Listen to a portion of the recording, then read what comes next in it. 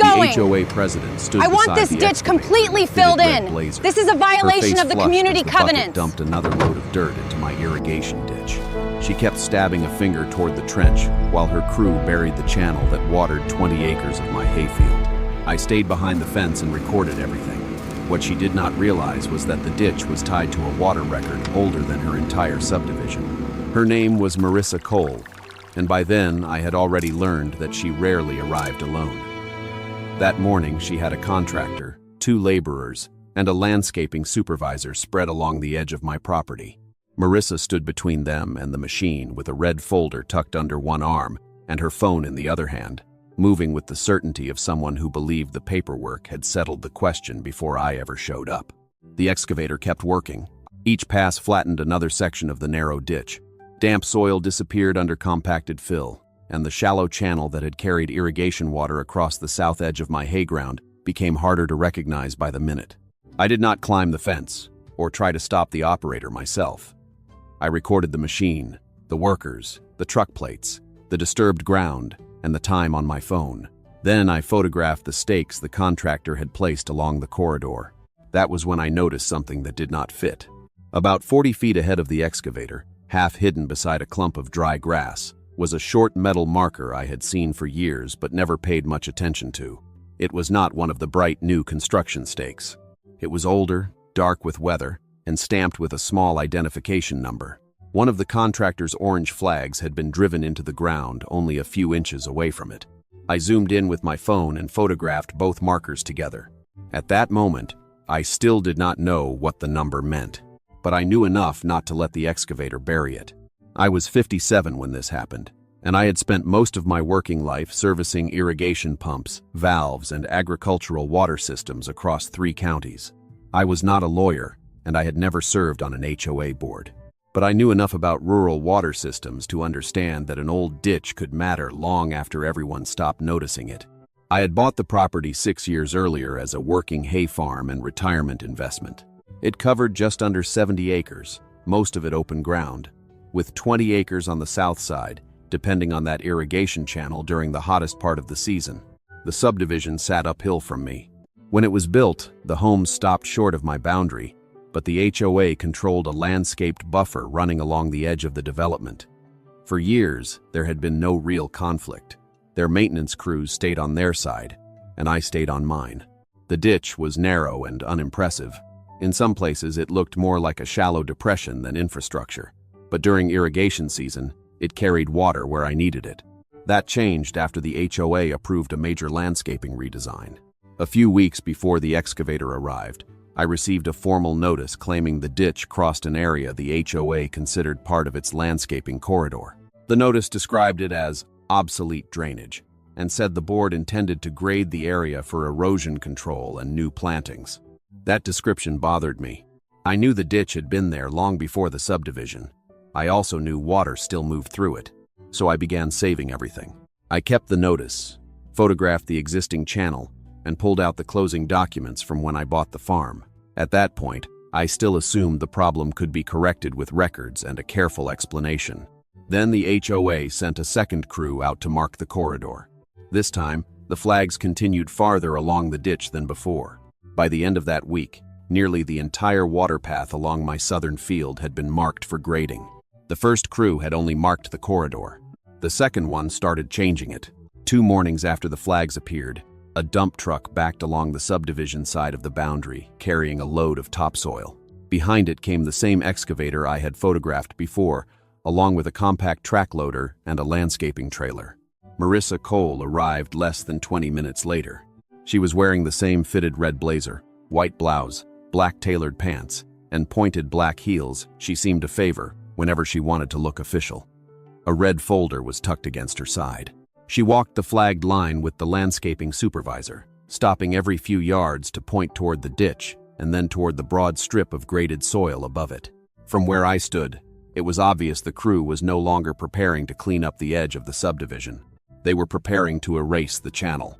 I started recording before the first bucket moved. The excavator peeled back vegetation along the ditch, then pushed soil into the low section where water normally traveled. The track loader followed behind and compressed the fill. Within an hour, Almost 100 feet of the channel had disappeared beneath fresh dirt. The contractor had no reason to guess what I thought about it. I had already sent written notice to the HOA, explaining that the ditch remained in active use, and that I disputed any claim that it could simply be filled. That notice changed nothing. By midday, the crew had moved farther down the line. I photographed the equipment from several angles, including the company markings on the machines. I also documented the orange flags, the older metal marker, the depth of the fill, and the point where the original ditch line vanished under newly compacted soil. I was not trying to build a dramatic collection of pictures. I wanted a record of exactly what existed before they changed it again. The first real consequence showed up 3 days later. I released water into the irrigation system, expecting it to follow the same path it had taken every season since I bought the place. Instead, the flow reached the section the HOA had filled and slowed into a broad, shallow pool. The grade was gone. Water spread sideways through the grass instead of continuing toward the lower part of the hayfield. I shut the system down before the standing water created a worse problem. That mattered because the southern 20 acres were entering a stretch of hot weather when irrigation timing could affect the entire cutting. A mist cycle did not automatically destroy a hay crop, but repeated delays could reduce yield and quality fast enough to turn a nuisance into a financial loss. I photographed the pooling water and measured where it stopped. The next morning, I walked the route again. That was when I noticed another change. The landscaping crew had placed wooden stakes above the filled ditch, showing the future line of a buried irrigation system for the subdivision plantings. Small paint marks crossed the ground where new piping was apparently supposed to run. Their project was no longer just covering my ditch. They were building their own landscaping infrastructure over the same corridor. I checked the photographs I had taken before the work began.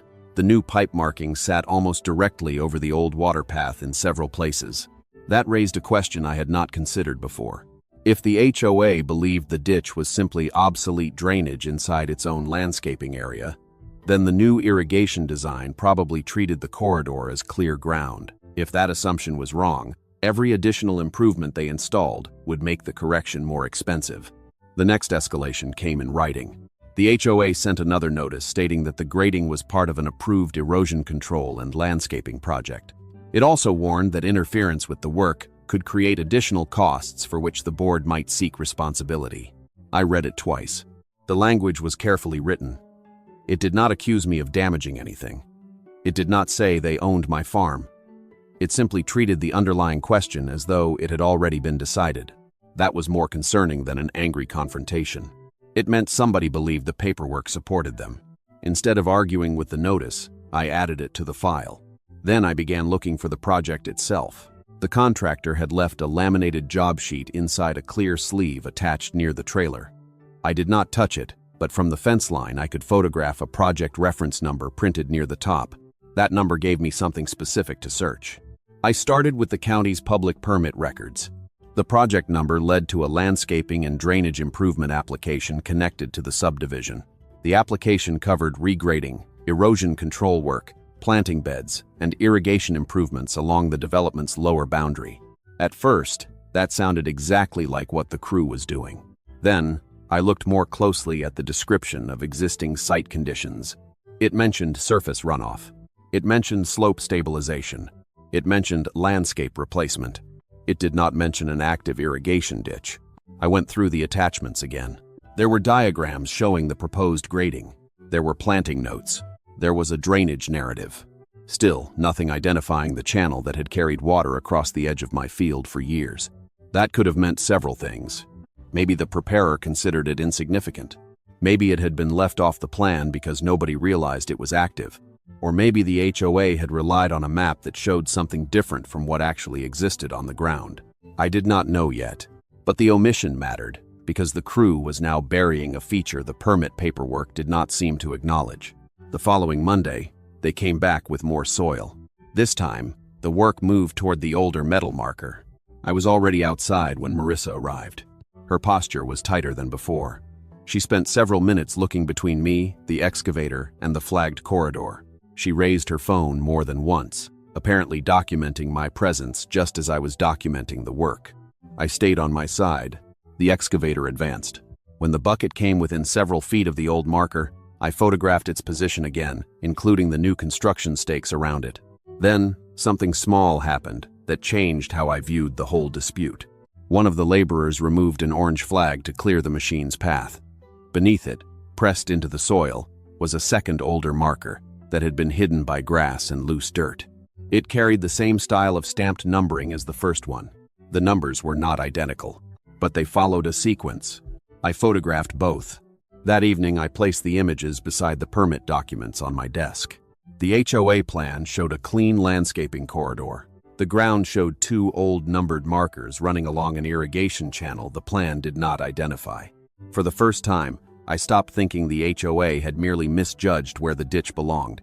I started wondering whether the records they had relied on were missing an entire layer of the property history. The two numbered markers changed the way I approached the problem. Until then, I had been treating the dispute as a simple question of whether the HOA had crossed onto land it did not control. The permit omission made that more serious, but the markers suggested there might be something older underneath the modern subdivision records. I began with the documents I already had. My deed described the parcel boundaries but said very little about the irrigation ditch itself. The title package from when I purchased the farm included exceptions, recorded interests, and references to older instruments, but most of them were written in the kind of compressed language that made sense only after you found the documents they pointed to.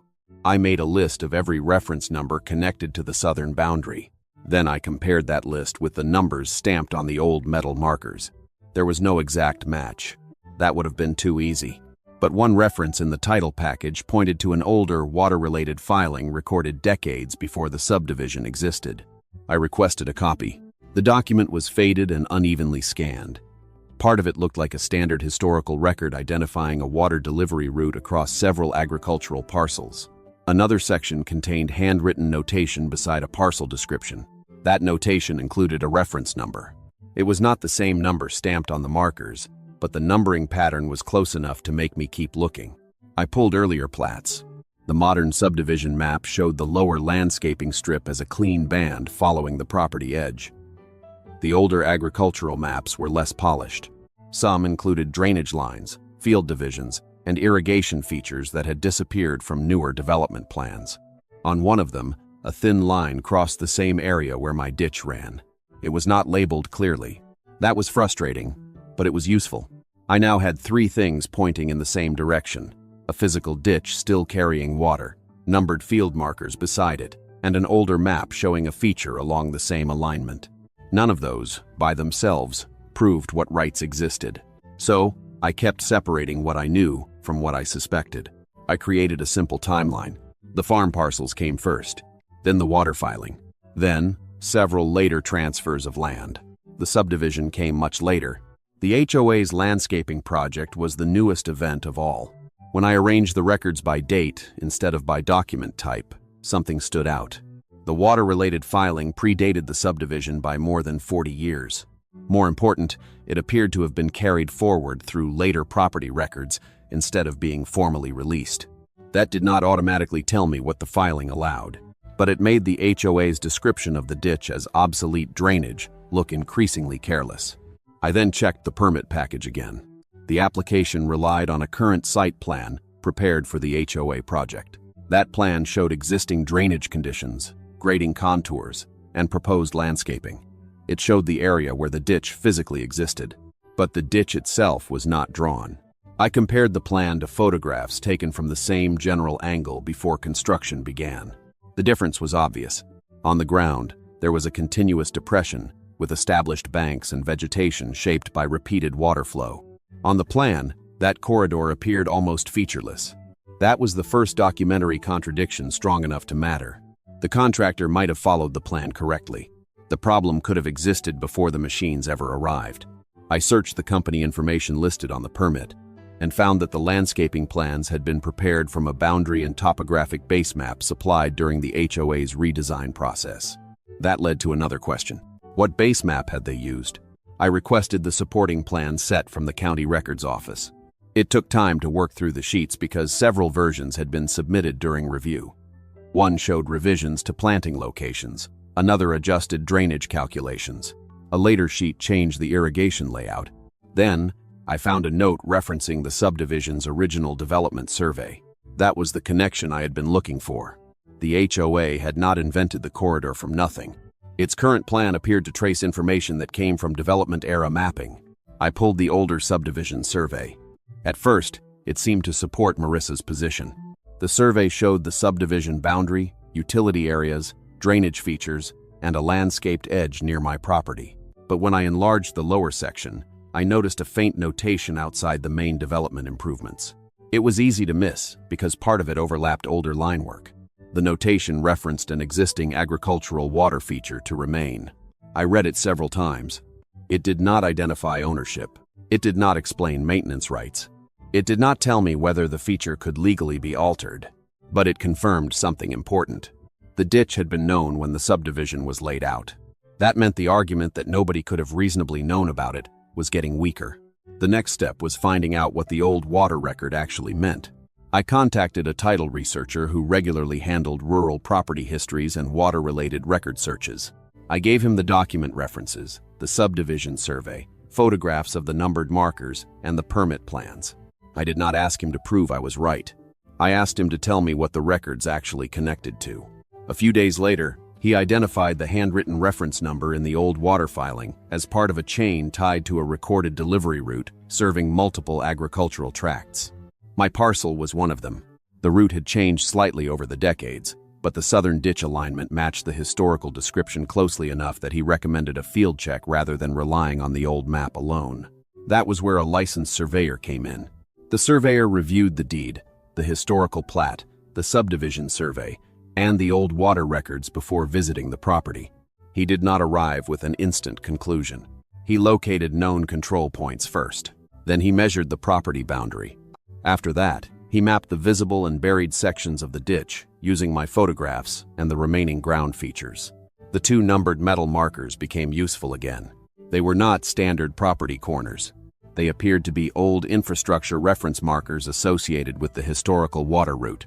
That explained why their numbers had not matched my deed.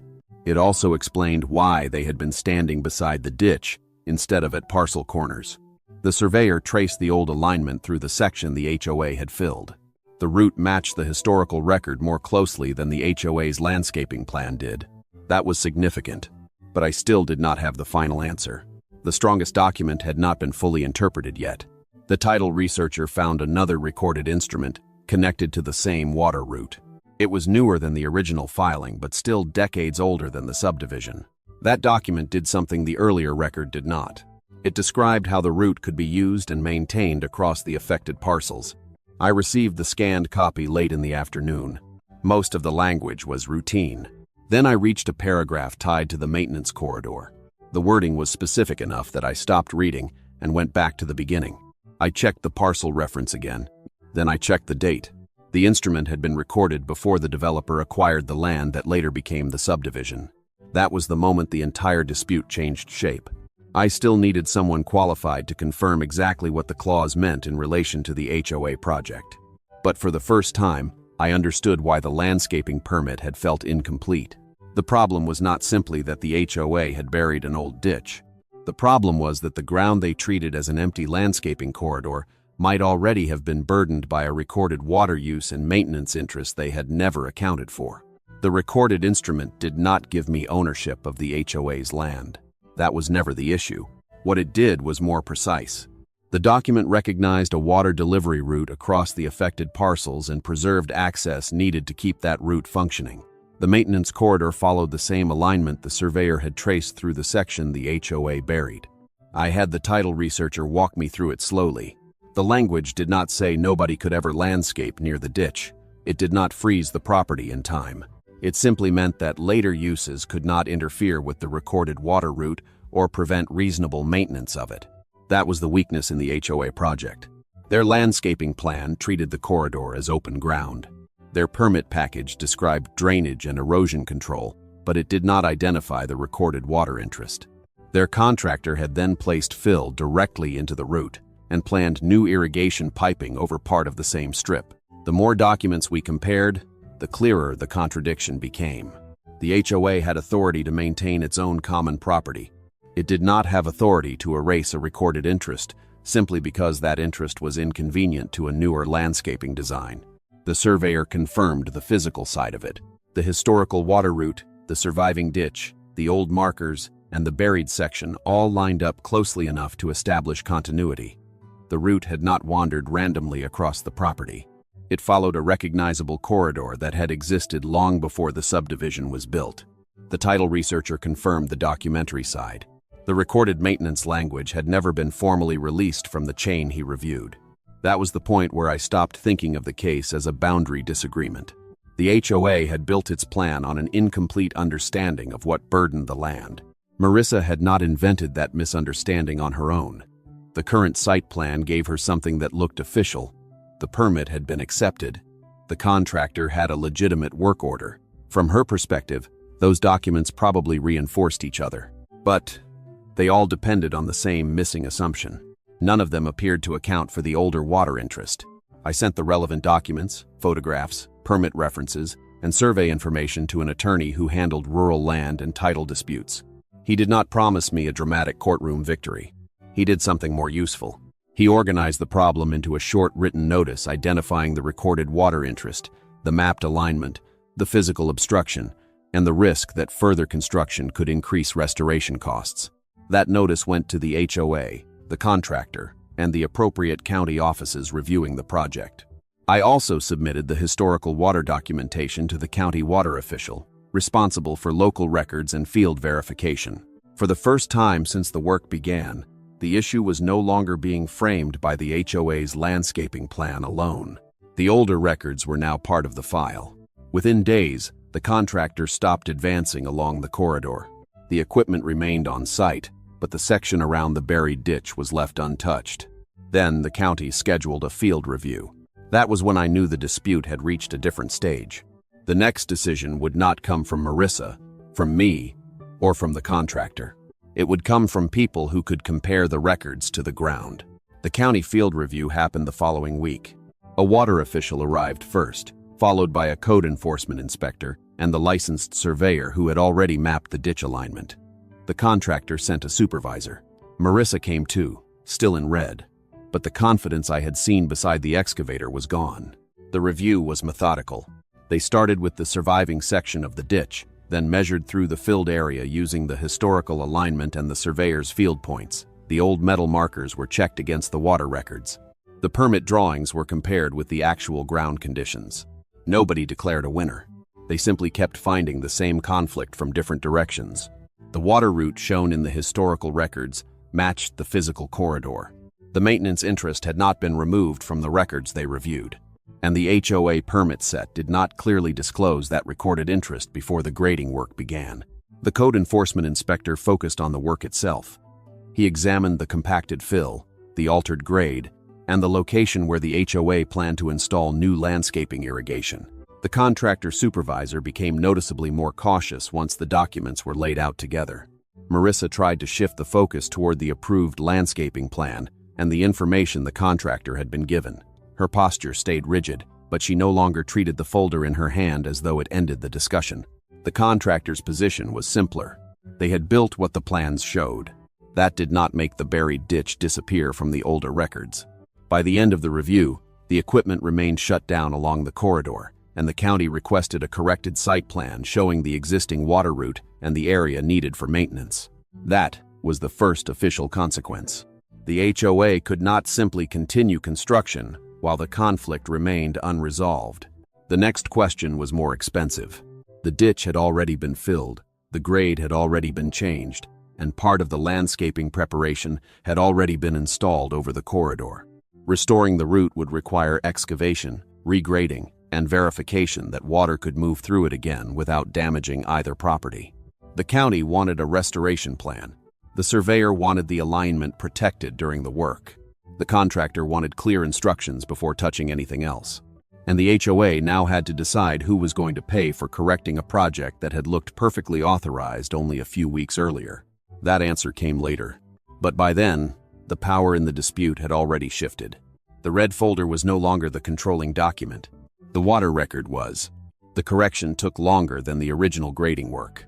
Before anyone touched the buried section again, the HOA had to approve a revised plan showing the historical water route, the maintenance corridor, and the limits of the landscaping project around it. The contractor then removed the compacted fill-in stages. The surveyor checked the alignment as the ditch reappeared. The grade was rebuilt carefully enough to restore flow without creating a new drainage problem for the subdivision above me. When water finally moved through the channel again, I watched it reach the lower hayfield without pooling against the filled section. That was the result I cared about most.